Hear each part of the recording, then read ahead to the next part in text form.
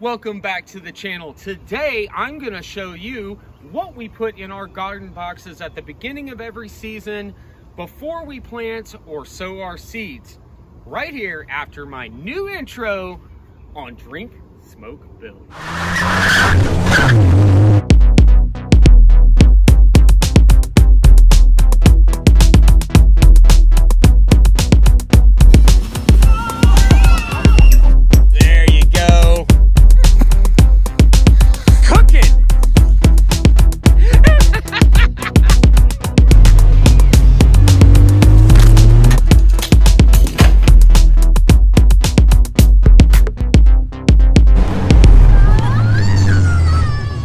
Back to the channel, you guys. I'm Billy D. This is Drink, Smoke, Build, and today I'm going to be revisiting and updating the garden boxes, which is actually my most popular video on my channel. I want to thank you guys that have come here because of that video, but we're going to go ahead and get right into it. So as you guys can see, I'll go ahead and give you some back history on what has happened here. As you can see, it looks like a tornado hit it. Well, it was a natural disaster, but it wasn't a twister. It was the ice storm, the 2020 fall ice storm that came through and wiped out the power for, what was it, 500,000 people in the state of Oklahoma. Absolute massive natural disaster. We were out for 11 days, had no power for 11 days. Fortunately, as you guys know, I like to be prepared, so we were able to take care of that with a generator that we have. But my garden boxes weren't so fortunate to live through the ice storm. What happened is I had put a canopy, as you can see, the remnants of it. I didn't reinforce that canopy as well as I should have because I put it up in a rush because I knew the ice storm was coming. And because I didn't get it built exactly the way that I should have, it collapsed with probably a couple of tons worth of ice on it. Collapsed in, crushed the string trellises that I had set up. As you can see over here, I ended up having to cut all of this out because of the ice storm's damage. So anyway, today we're going to be going through, we're going to be taking our compost pile, which I'll take over and show you here in a second. After the compost goes in the boxes, we're going to be putting topsoil, which I'll also show you, over the top of that. Let's go ahead and take a look at that now. So as you guys can see, I've got some overgrowth from last year's plants. We've got some basil and mint that is coming up that we harvested last year. I'm going to cut all of this back and pull all this up and then lay compost over that after I pull them up. So I'm literally just going to go through and rip these out of the ground and lay the compost on top of this, and then probably about 3 inches of topsoil. I'm going to do that on all the boxes. As you can see over here, I've already pulled most of the vegetation up. I bought a little bit of cow manure, but just, you know, 1 bag per box, because I really do have a ton of compost over here. And it's kind of hard to tell on video, but I should have enough in the compost pile here to do about a 2 to 3 inch layer of compost over all 6 of the beds. So here's the topsoil behind me. That's what's going to go on top of the compost. So I'll go ahead and throw this on time lapse, and then we'll do the planting at the end.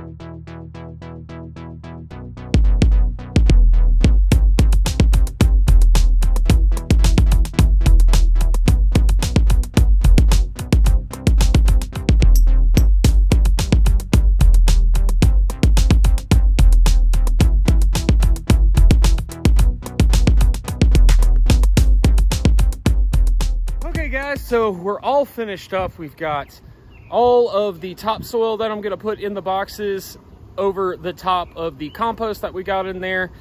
And we definitely are not gonna be able to get to planting tonight. We had a rainstorm move in between the two layers and just not enough time today to be able to get anything planted and get it on video. So we'll definitely do that in the next garden box episode. But let's go ahead and let's take a quick walk through, and I'm going to explain to you guys my reasoning behind what I do, and what kind of organic compost method it is that I use here in my raised garden beds. So if you guys remember my videos from last year building these boxes, you'll remember that I filled them with sticks and limbs and leaves and all sorts of stuff on the bottom, about that much right there, so about a foot or so. And then I put about 6 inches of topsoil on top of that, and then I put a layer about 3 inches of compost on top of that, and another 3 inches of topsoil on top of that. Well, with the compression and settling of the soil over the last year, it sank to the point to where adding another 6 inches of soil, 3-inch compost, 3-inch topsoil, actually brings it back to the same level it was last year when I planted then. So almost all the boxes have done exactly that, settled quite a bit, which is a really good thing because I wanted to be able to add compost and new topsoil next year as well, and basically try to do that as much as I possibly can, or as long as I possibly can, until I get the boxes so full that I have to start over once the soil has been extracted of most of its nutrients. So basically, I use a layering system. There's a name for it. I can't remember. I'll put it up here on the screen. But this particular type of culture uses dead leaves and branches at the bottom, and then soil, and then compost, and then soil, and then compost, and continually does that, and then is a no-till type of garden bed. So all you have to do is add the material every year, and then don't have to worry about actually turning it in. So that's how I do the compost and the topsoil here on my beds.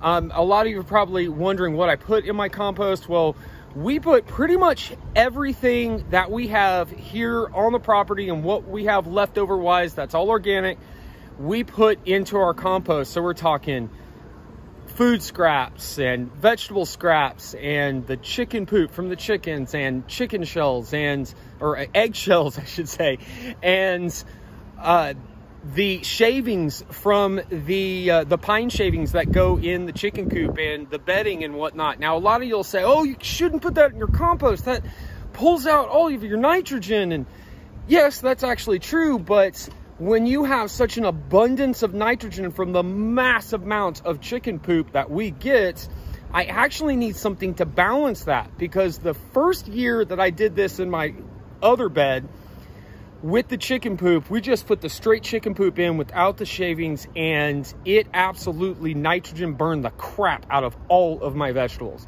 So I learned my lesson that season, and since then we'll mix the shavings in with it. That helps negate the abundance of nitrogen, but I still have enough nitrogen for my plants to just be huge and green and bushy, which is exactly what we all want.